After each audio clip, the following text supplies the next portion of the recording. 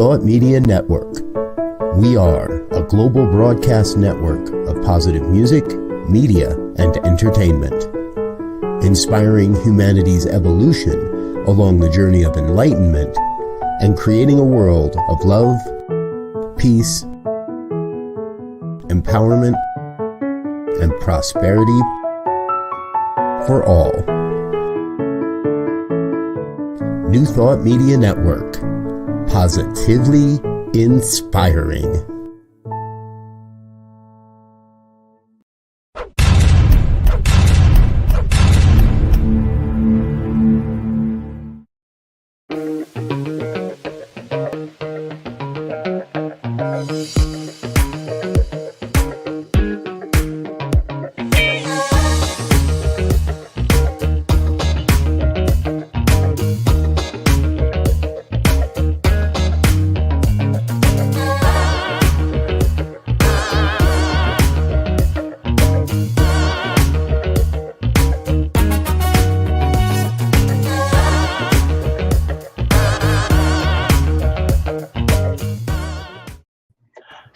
And hello again to your ones, Reverend Robert Weedy over here. Rev Z right here. And this is New Thought Today here on the New Thought Media Network. We're so grateful you're with us here today. We've got Z, I think this is a very incredibly powerful conversation that we get to talk about today. But before we do, want to do a quick shout out and invite you to share with us just a little bit. I know you are in the third day of Ramadan now. And wanted to give you a chance to share a little bit with everybody a New Thought perspective on what Ramadan really is and what it really means in your world today.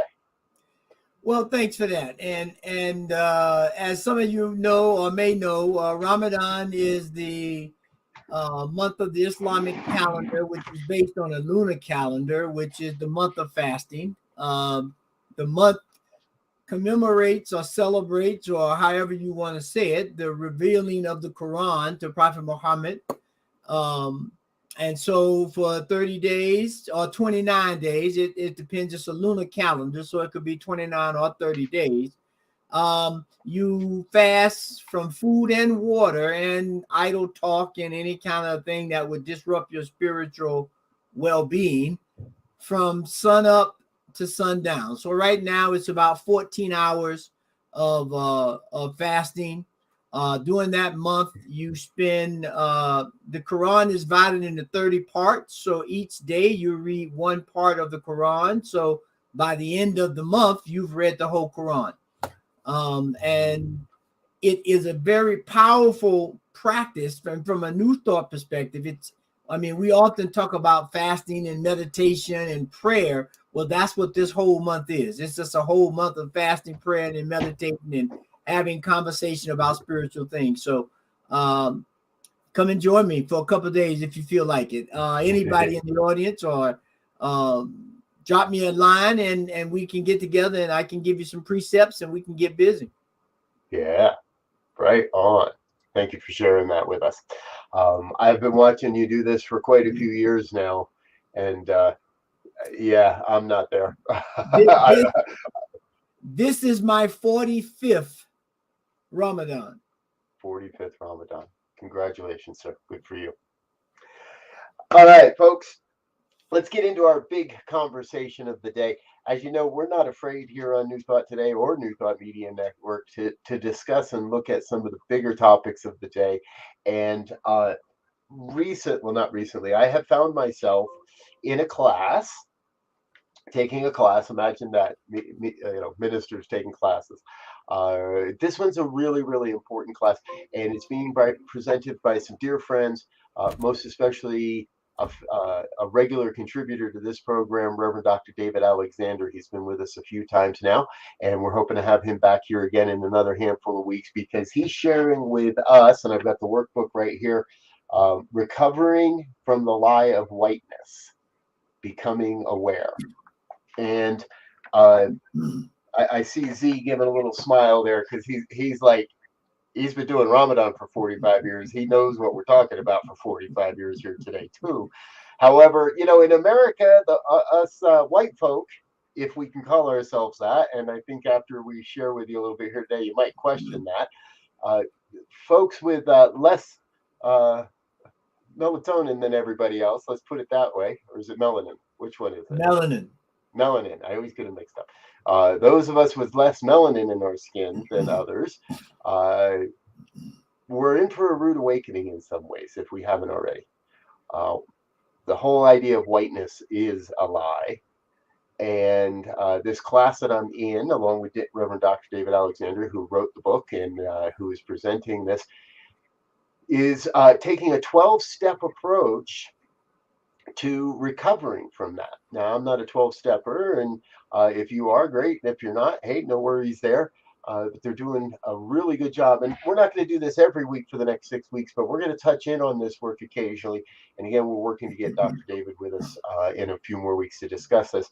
But I wanted to kick off the conversation today by sharing a little something with you that we explored in our class last night. Now, this is an 8.5-minute movie. We're going to invite you to watch this with us here. And then we're going to come back afterwards and discuss it a little bit. So it's got a very contemporary presentation. I encourage you to turn up your speakers just a little bit and make sure you can really hear this. And then we'll share with you where this comes from and all that kind of stuff a little later. So for now, go ahead, mute yourself. We're going to stay on the screen here, so we'll watch this with you. And then we'll do a little bit of a conversation around it when we're done.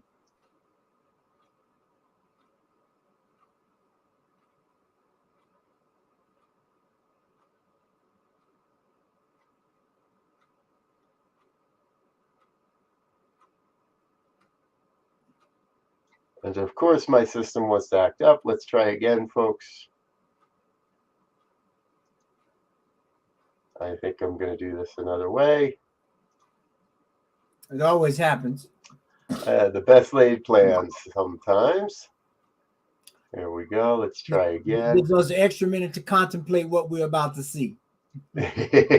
Exactly.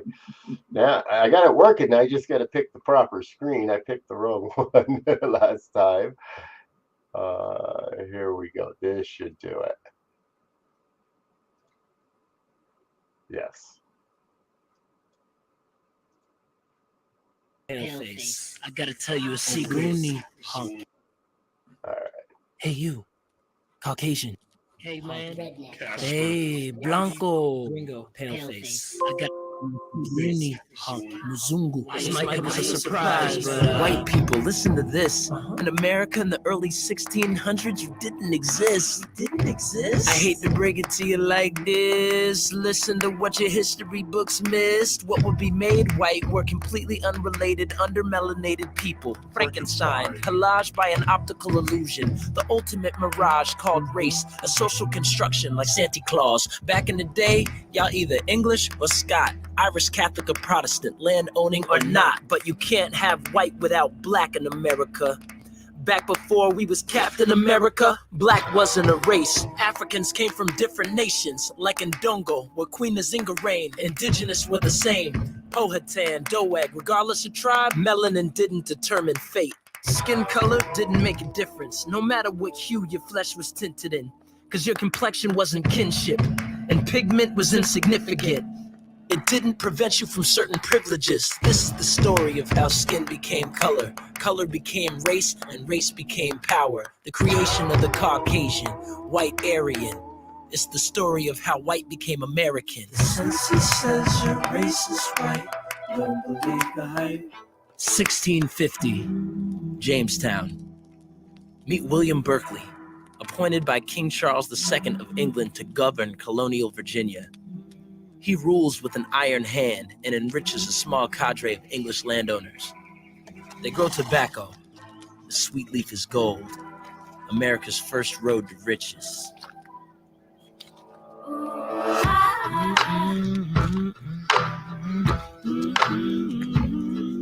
Yeah.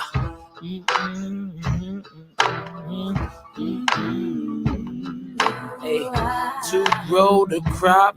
They kidnap and capture men, engaged in human trafficking and trap the African.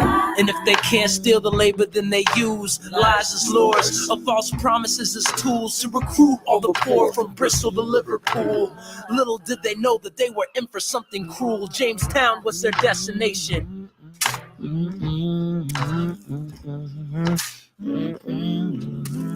When Berkeley looks at his servants, what does he see? Color, of course, but color doesn't mean much to a man of means.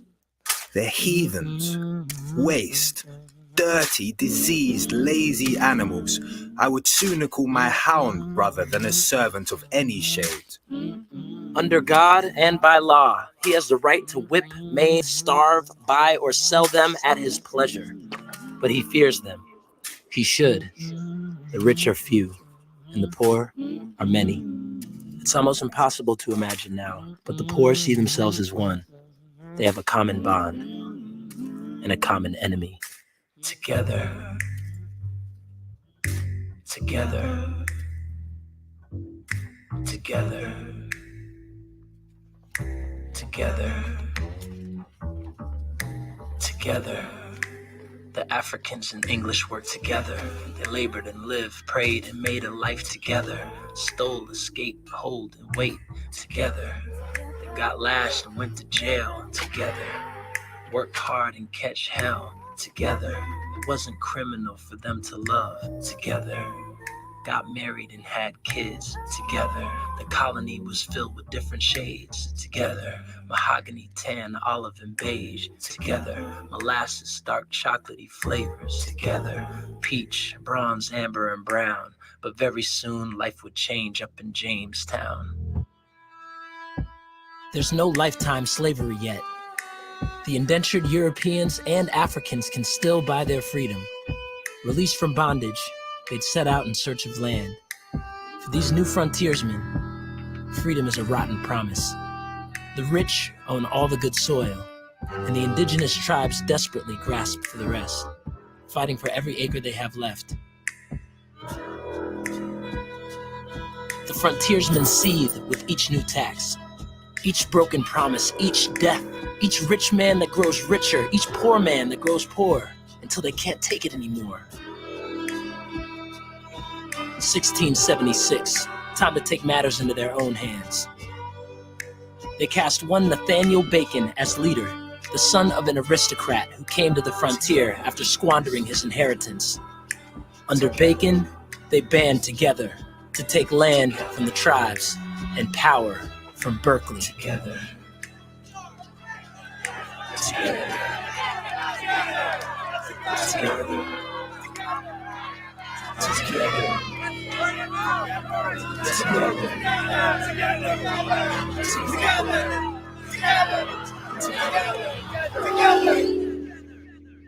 Get your guns, get your knives. First target is the tribes. Kill the men, women, and the children.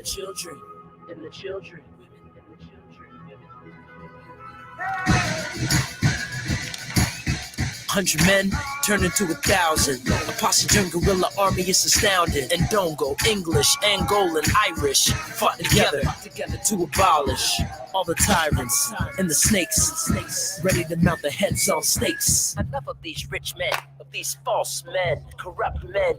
Light the torches and set Jamestown ablaze. Let it burn, let it burn, let it burn.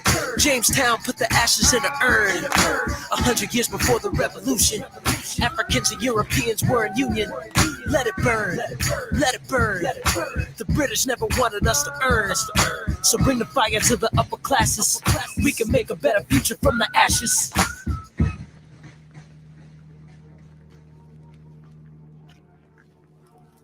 Berkeley watches Jamestown burn, and he burns with vengeance.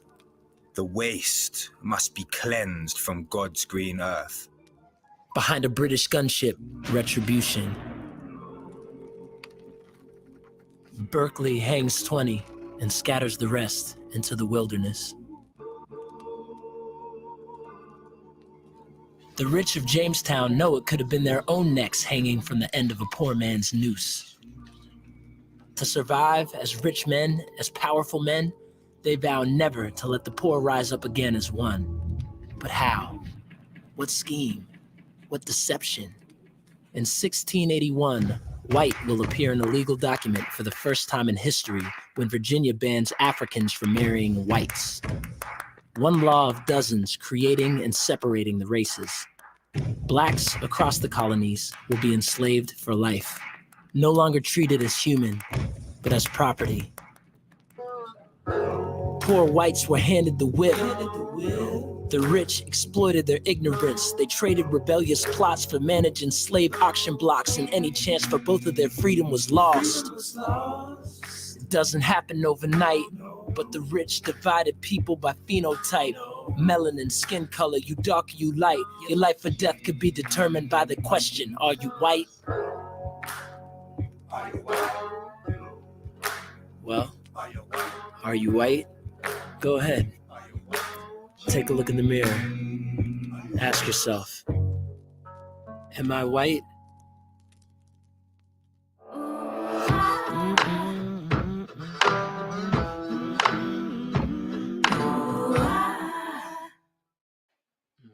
We are no longer allowed to marry, We are no longer allowed to start a family. We are no longer allowed. Can we say loud? Should we stay in?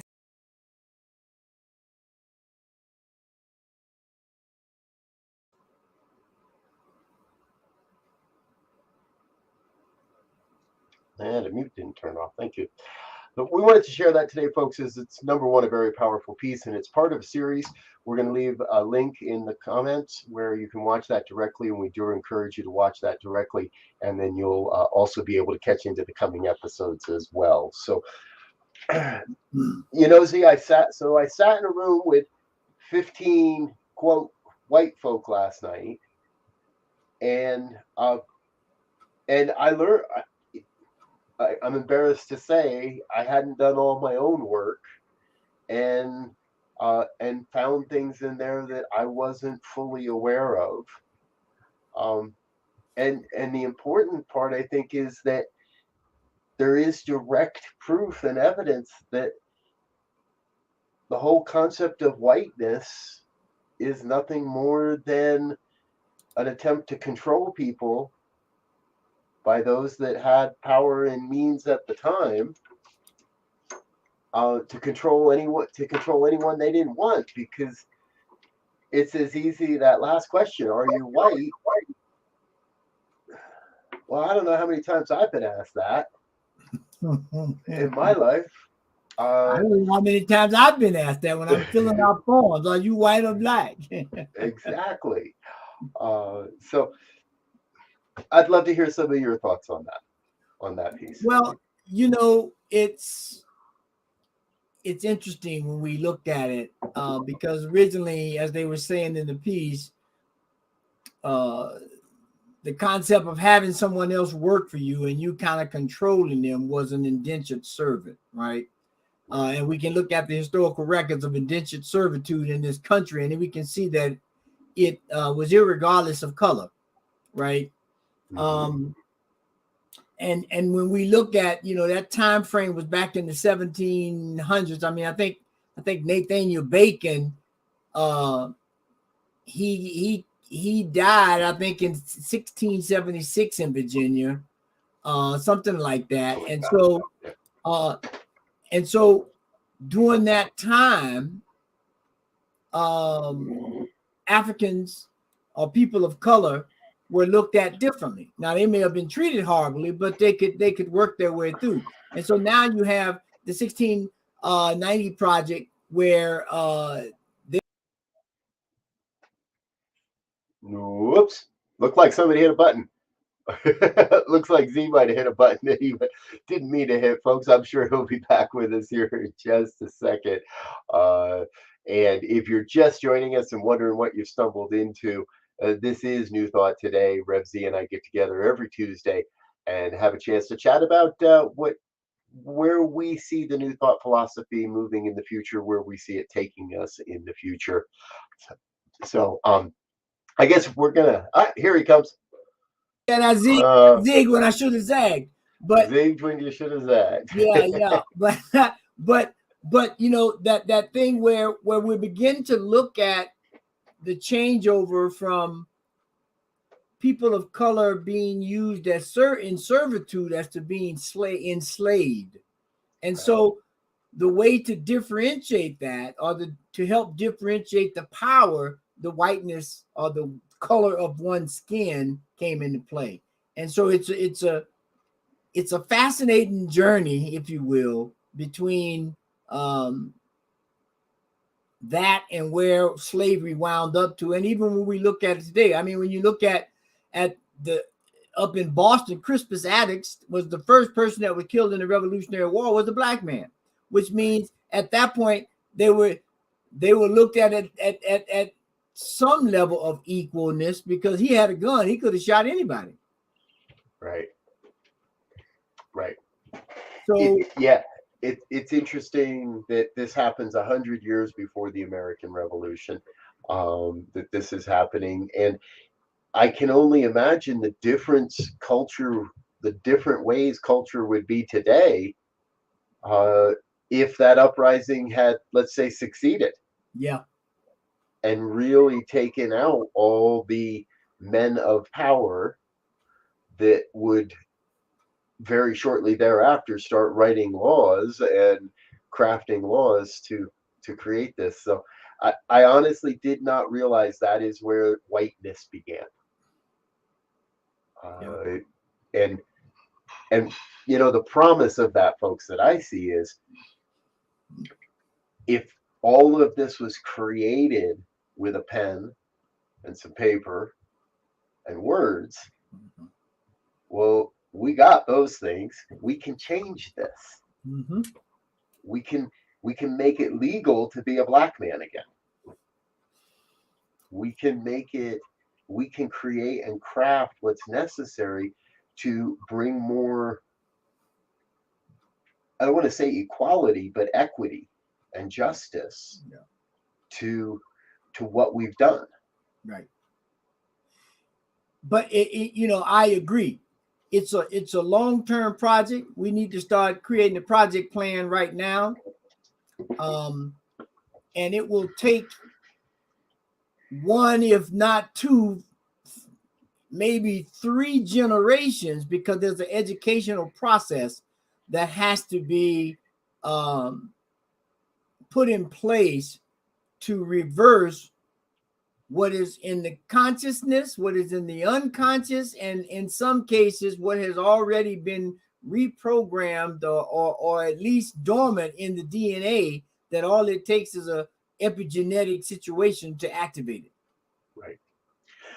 Dismantling racism and race-based hatred, and the systemic racism, and the problem, the systemic part of this. Yeah, I'm with you. A couple of generations, because my kids, they can do the work, but they've already been brought up in the system. Right. And not necessarily by me, but by society. Yep. And your kids your kids are just a handful of years in front of mine, and they're living, I know they're both doing their work to change it all too, but they're still living in a white supremacist culture. So, and when you look at, I just think about what I faced growing up in the South, and what my kids face growing up here in Colorado. It's so different. And so, you know, when I had to talk to them, it was an awkward situation, really, to talk to them about race and these things, because I did not want to pass on them my viewpoint based on my environmental situation, because they weren't in that situation. And so, you know, it was almost like, I'll wait until they start inquiring, and then that gives me a better platform for some stuff. Some stuff you have to say right away, like, okay, you're black. If you're a male, you need to take certain postures. And even that, right? Even that conversation begins to have young black men go to a pole. They either get very defiant or they become very submissive. And the balance between that gets kind of blurry. And so we begin to push our kids into situations that we don't want them to be. We don't want them to be overly aggressive, and we don't want them to be overly submissive.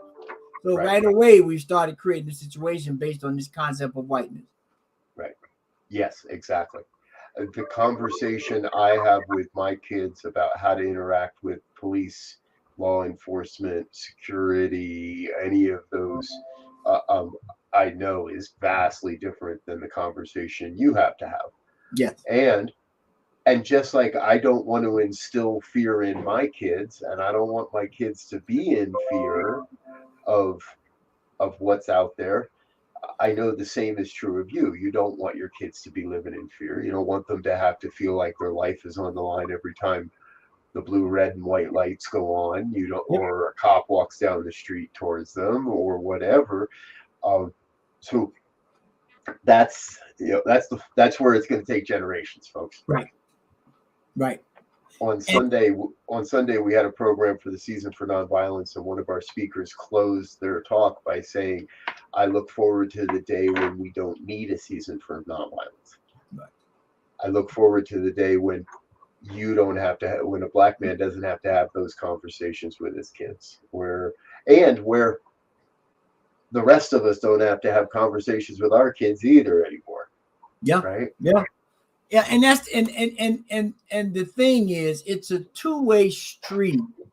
I used to always have this conversation with a friend of mine about the schizophrenic mindset that one has to be, growing up in the South,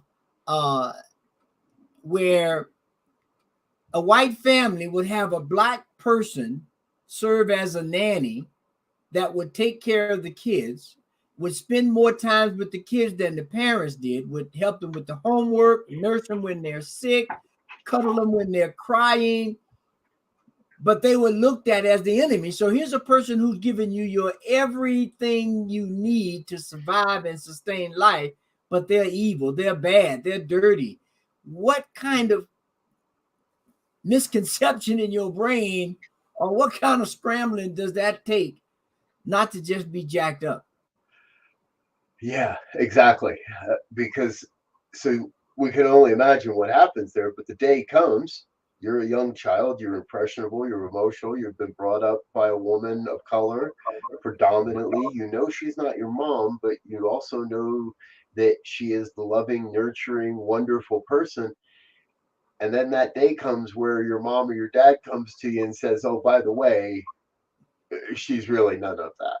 Right. And you can't speak to her no more, or all of that, Right. And now she's the enemy now, because you're superior to that person. Right. And all based on skin color. All based on a lie. I saw a thing. I don't know if you do this or not. This class had some really great conversations and some really great things. And one of the things that was shared was that one woman said that every time she has to hand her credit card to someone, she also hands them her ID, because because if you're black, the credit card isn't enough. They're going to ask you for ID to go with it. Again, something I've never thought of. Now, for me, there is a part of, yes, and am I enabling the continuation of that sort of microaggressive racism by saying yes to that? Or would it be better to watch for it when it happens and then interject and say, "Hey, why are you asking him for an ID? He didn't have to prove an ID to you to run a credit card."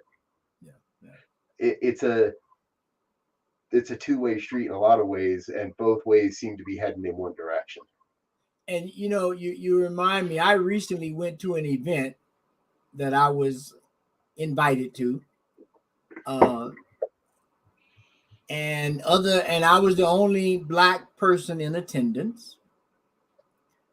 And I was approached very awkwardly about why are you here? Who are you? Where are you? You know, as opposed to, and it was a professional event, as opposed to someone saying, you know, being more professional. Oh, wow. I haven't seen you. What company are you with? Where are you from? Or what's your angle or whatever? Right. I was approached as if I was there illegally, if you will, uninvited. And why are you here? And it, you know, in 2022, we haven't even figured out a language, a way of approaching situations. Now, you know, it was a professional situation, so I acted professional. Right. They would have got a whole nother response had it not been a professional situation, and that's ridiculous. Right. That I mean, there's a way to ask questions. There's a way to inquire if you see something that you think is amiss or that you just want to get more clarity on, as opposed to automatically accusing or suspecting someone of something, because automatically they're going to go on defense, and you could have a problem. Yep. And so, someone that approaches the conversation in 2022, someone that approaches that type of situation from that perspective is going to have a real hard time hearing anything you say, because they've already created a judgment about you. They've already Right. made up their mind about you. They came up from wherever. Something went, I don't know that guy. He don't belong here. It's my job to go figure it out. And they're lost. Yep. How do you, because I'm with you. I'd be the one standing there going, who the hell you think you are asking him who he is? How about if I ask you who you are? I don't know you. What are you doing here? Yeah. And that was my first reaction, but I was like, I don't want to get out of pocket here. Let me stay in the pocket, because I know myself, and if the wrong thing on the second trip had to come out, it might have been a road I couldn't recover from. Right. Yes, yeah, I hear you there. But you know, it's interesting. I was going to say, it's interesting. The whole 12-step program. Yeah. I want to share one with you. Of relieving oneself of the lie. Yes.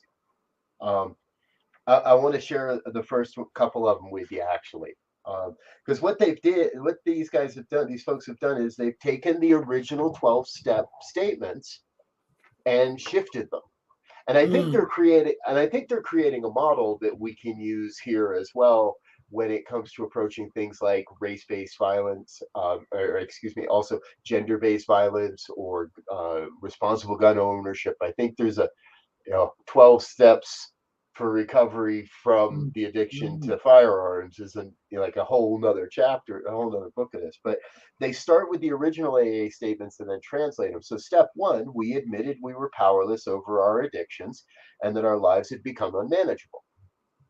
And remember, folks, this is not something that happens. This is something that happens every single day for the rest of our lives.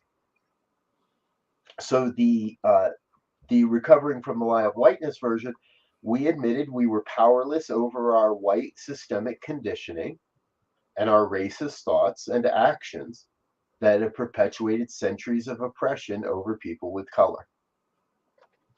Not of color, by the way. And this wasn't written by just a white guy. This was written by a team of people that came together, volunteered their time, and or were selected to make sure we have a well-rounded perspective of this. So, admitted we were powerless over our white systemic conditioning and our racist thoughts and actions that have perpetuated centuries of oppression over people with color. See, folks, it's not your fault. It's not white people's fault that we are. See, I just did it. I called us white. it's a practice of remembering in every interaction, in everything we do, that everyone around me is part of the oneness, that there is no separation. And in some instances, I might have to stand up for myself, and in other instances, I might need to stand up for my brother or my sister or my friend or my colleague if they're being faced with overt aggression. Yeah, it's an interesting journey. I'll have to get that book and analyze that because I've heard so often current day individuals that say, well, why can't we just get past all this race stuff? That wasn't me. That was my great grandparents or whatever. And so, yeah, we know you didn't install a system.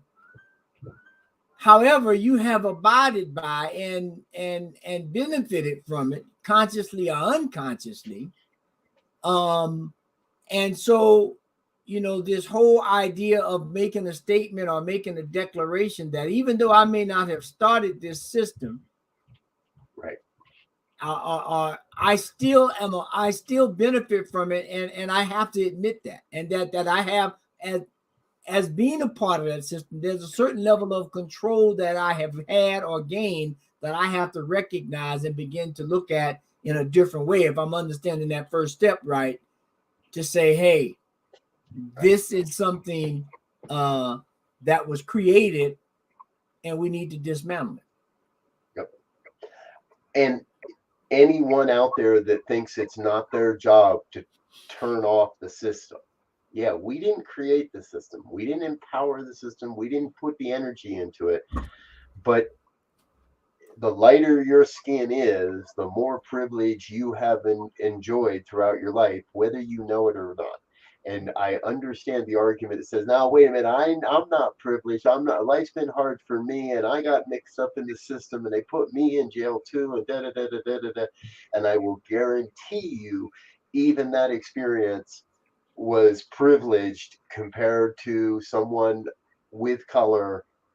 Say you, and we got countless stories, right, of black guy 18 does this, gets 30 years, white guy 18 does the same thing and gets probation. We know that happens. We know it's out there.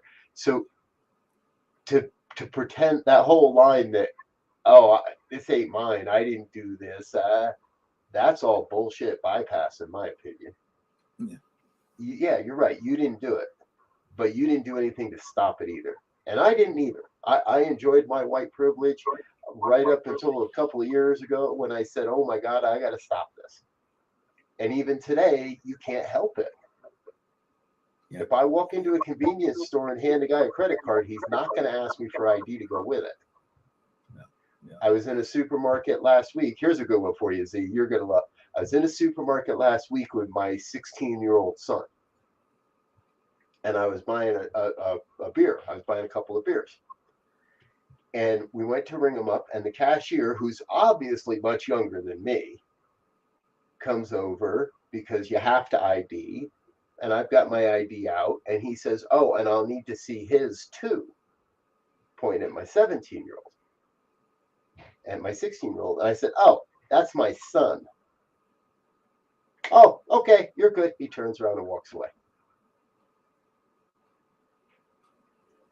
I'm not so sure that kid would have taken your word for it.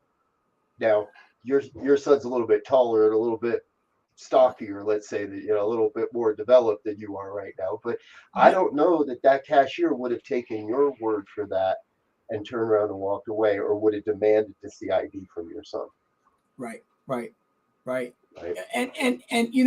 it's a I was noticing comment that came in, and there's one thing that's different, because the question that always comes up to me in terms of blackness is about the difference between African Americans, if you will, and Africans from the continent or blacks from the Caribbean. The difference, or one of the differences, and it's similar to what's in the islands, but a lot of the islands revolted. Haiti and some of the other islands, they overthrew St. Thomas. Some of those islands overthrew the shackles of slavery pretty early. But here in this country is 100 times bigger than, I mean, all of those islands could fit in this country plus some. Yeah. So the ability to separate people, to keep husband and wives and children separated, creates a different dynamic. Because, you know, if you're on an island that's only 13 miles, I can't send you too far where I can't know where you at, right? If you're my wife or child. But here, you could be born in Maryland and sent to Florida, right? Or sent to Texas. And the chances of you ever connecting again are far few and in between. Yep. And so the whole thing of slavery and that was perpetrated by the idea of race and whiteness began to understand that if we don't allow communication, then we can control this, and that's what's happening. Miscommunication and controlling of the fact, which is exactly what's happening now, can continue to keep you in control. Yeah, exactly. In this reflection that I've in this past week, that one of the things that also struck me is your deep dive into genealogy. And we've spoken about this before. Call me lucky, call me privileged, whatever it is. My family was pretty small and pretty straight lined, it seems. We can draw a direct correlation back to the European and far European, Eastern European countries, and your love of finding out where people really were and what really was who, and how people, I'm sure you've uncovered countless of where people hid their identity, not out of trying to run away from anything, but just trying to not get caught as a black guy, not be labeled as black, right? Well, and you know, funny that you bring that up, because after I was watching that little short vignette there, I have to go now do some research on Nathan Bacon. Yeah, right. Because I have Bacons in my family tree, and there is some speculation that we may be back there related to Francis Bacon, which according to that thing, Nathan Bacon and Francis Bacon are cousins or brothers or something. So, you know, it's interesting when we look at it, because I know for sure I found I think it's third or fourth, probably fourth great grandfather, was part of was a founder of a town in Georgia that conceded from the Union and was part of the Confederacy. That's fact. I mean, this is not supposition. and so we're looking at my ancestor that was white and me that's black, and the conflict that's there based on something. Forget about the DNA. Right. They're looking at the melanin content of the skin and deciding whether someone is in or out, or accepted or not accepted, or punished or not punished. Yeah. I saw a story that the U.S. government is now going to allow people to choose X as their gender on their passports. But as far as I know, you're still required to check one of those boxes on the passport application. It says Caucasian, black, Latino, or was it white, non-white Latino? I think they said these boxes. Yeah. These boxes and labels have gotten out of hand. That I want everybody to start writing in other. Anytime you got to fill out one of those forms, if it's got boxes for race, just click other and then write in human. Let's see what happens. I've been doing it for a little while now. I'm going to keep doing it. Let's see what happens. But ultimately, we've got to be willing to take action. Right? Somebody shared one last night again in this class, and I'm now committed to this. If I'm in a drugstore or a supermarket, or I'm in somewhere where I can directly see that that the concept of blackness is being restricted or constricted, I'm going to say something. And the example they gave was, you can go into most drugstore, in certain areas, you go into a drugstore and all the black hair care products intended for black women and black men are locked up in a case, and you got to get somebody to get a key to get them out. If I got to get somebody to get a key to get me my shampoo or my deodorant, there's something wrong there. And if it's selective, if I can, as the white guy, can just grab, the melanin challenge, if I can just grab a thing and go, and you can't, then I'm the only one that can do something about that. Yeah. Because they're not going to listen to you. No. But if enough of the rest of us step up to the counter and say, "Can I talk to the manager? Is there a reason you lock up all the black hair care products? Is there a reason why you're keeping the Colt 45? I know that's that's stereotype. But is there a reason you're keeping that stuff under lock and key? Yeah. But I can just grab as much as I want." Yeah. But that's this. Yeah, that's the reality. I know, people might be offended a little bit, but it's a reality. So if you're offended, then be offended at reality, because it's happening every day. I mean, I go into it. Don't be offended in silence. Right. Do not be offended in silence. Do not go home and just tell your wife or your husband, "Oh, you can't believe what I just saw out there today." Go tell the manager. Go tell somebody. I was in the store the other day, dressed appropriately, whatever that means, and I keep looking over my shoulder, and I keep seeing the same person from the store very close to where I am. And I'm like, why? Why am I being perceived? And I could have been my imagination, but it sure seemed like I was being followed in that store. Right.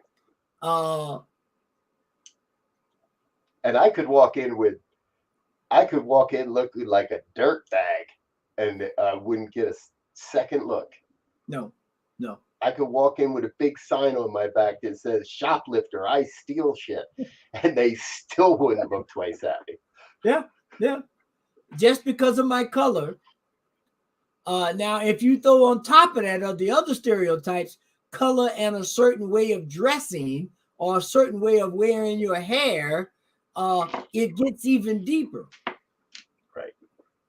Yeah.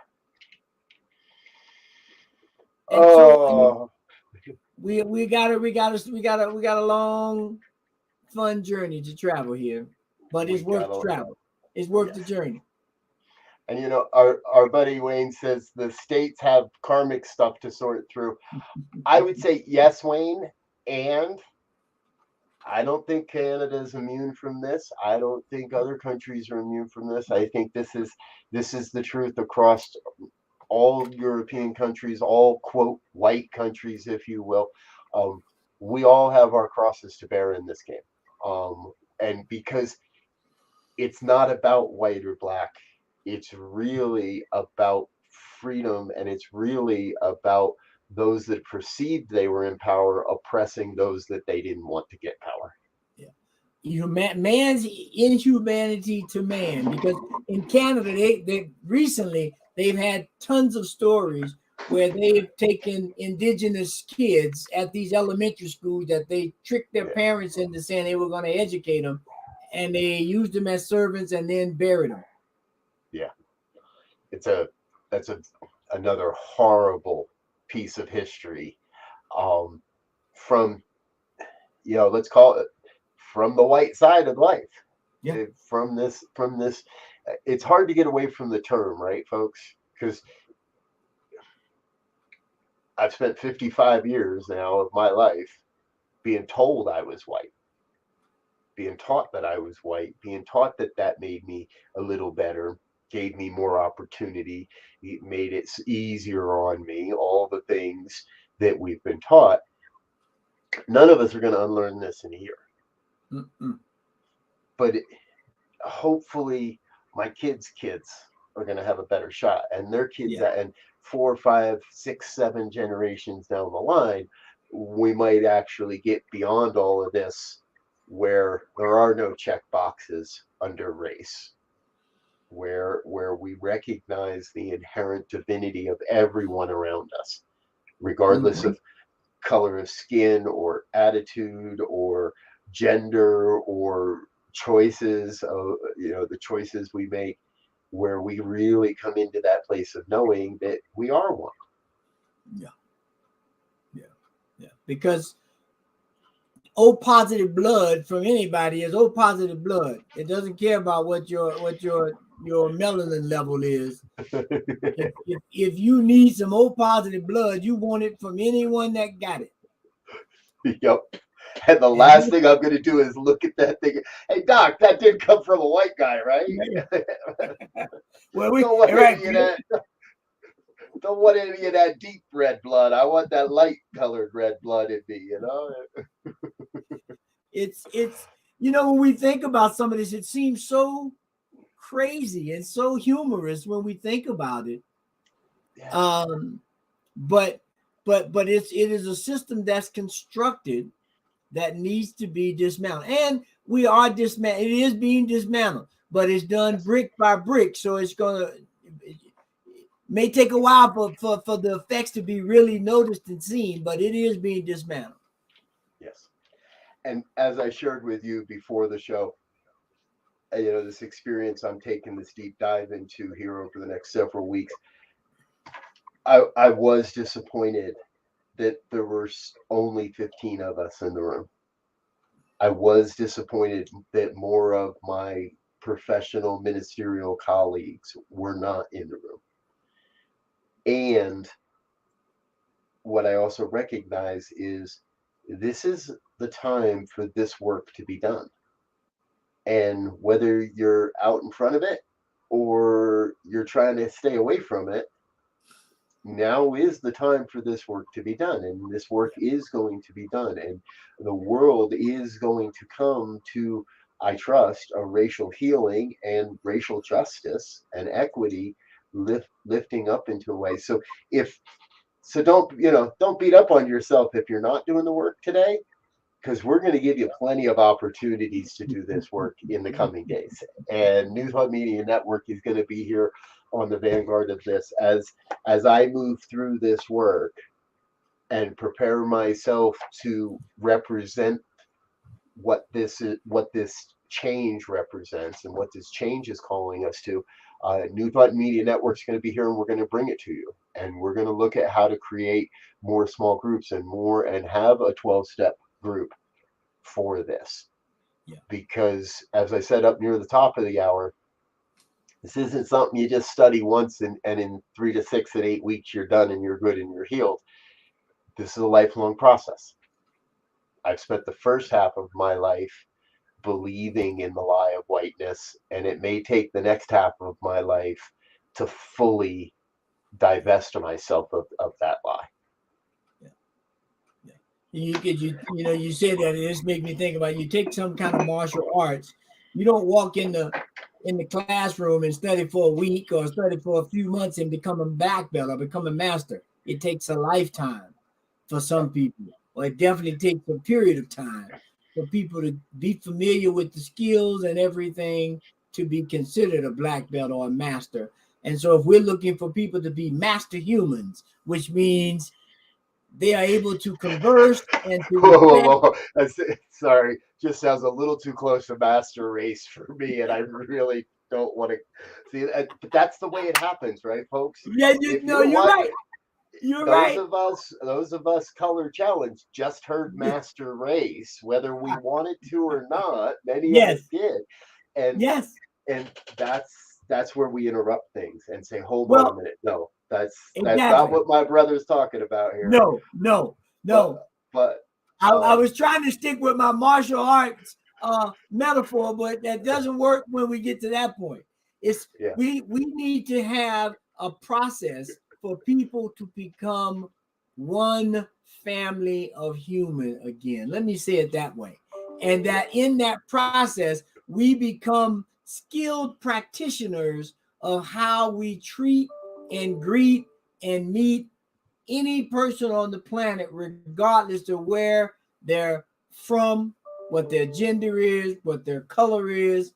None of that, all of those are superficial, if you will, to the container that's carrying a soul that is the essence of everything any of us are.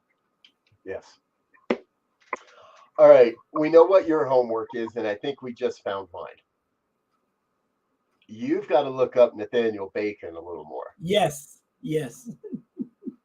I want to find out, because how did it end up being a black belt was the highest level you could achieve in martial arts? Because everywhere else in the world, black is not the top of the pyramid, is not the pinnacle of accomplishment, and I want, so now Just I'm the like, reverse. oh yeah, like how's that end up like that? Where's that started? And so that's my work this week, folks. I want to go out and report back to you on a little bit of where maybe that came from,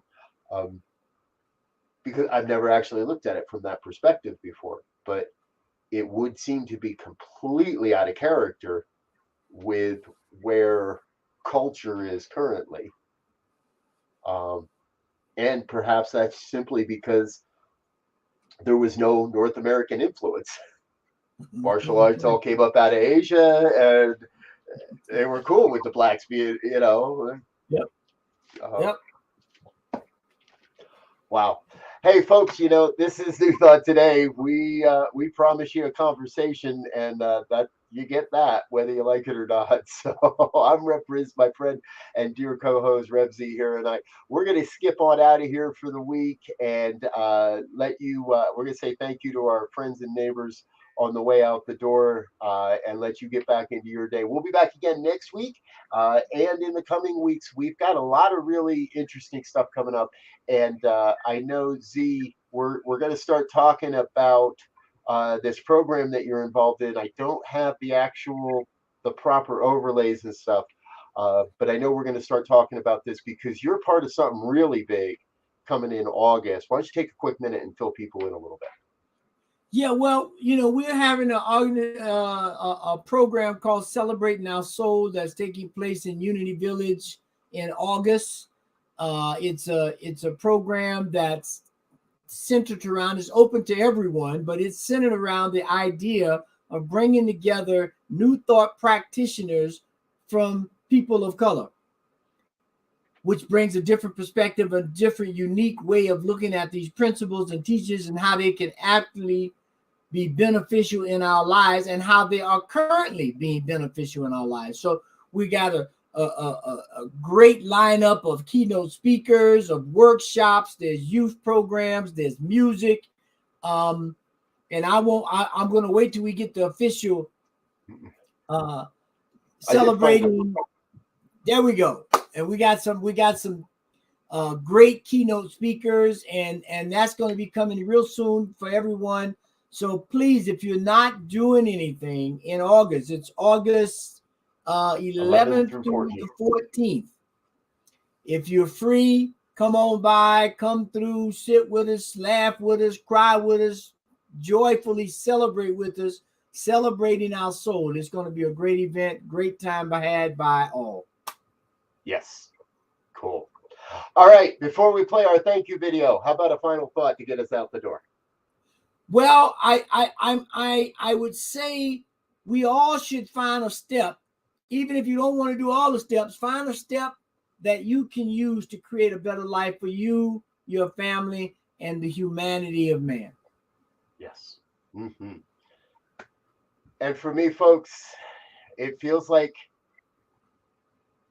if you're called, you better be willing, because now is the time to make this work real and to be about creating a new thought in not only what brought us to where we are, but for creating a new thought of how we move forward.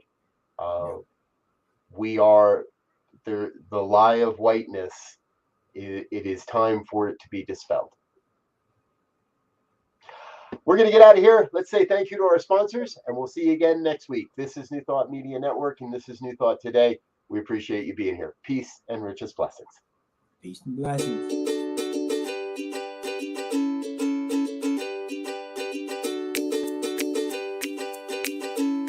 Thank you, Center for Spiritual Living Denver, for your continued support.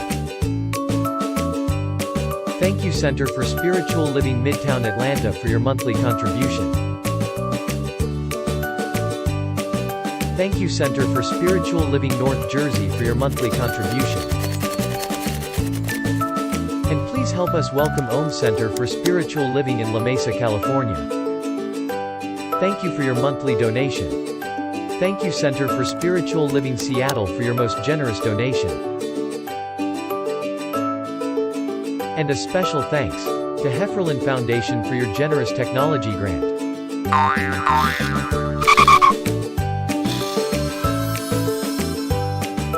And Suze Ajit, thank you for your very generous donation.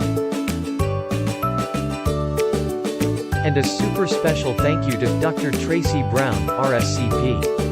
Thanks for being a super donor. And a big shout out to all our committed donors.